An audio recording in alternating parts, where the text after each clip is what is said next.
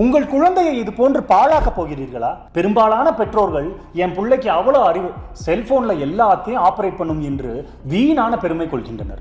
3 வயதுக்கு உட்பட்ட குழந்தைகள் கைபேசியை உபயோகித்தால் எதிர்காலத்தில் மயோபியா, அதாவது அவர்களின் தூரப்பார்வை பாதிக்கப்பட்டு சீக்கிரம் கண்ணாடி போடும் நிலை ஏற்படும். பின்பு வாழ்க்கை முழுவதும் உங்கள் குழந்தை தான் அவதிப்பட வேண்டும். ஸ்பீச் டிலே, அதாவது உங்கள் குழந்தைகள் பேச ஆரம்பிப்பதில் தாமதம் ஏற்பட 49% வரை வாய்ப்பு இருக்கிறது. வெர்ச்சுவல் ஆட்டிசம், அதாவது கைபேசியிலே மூழ்கி போய் யாரிடமும் சரிவர பேச முடியாமல் மன அழுத்தத்திற்கு ஆளாகி பள்ளி வகுப்புகளிலும் குறைந்த மதிப்பெண்களே பெறுவர்.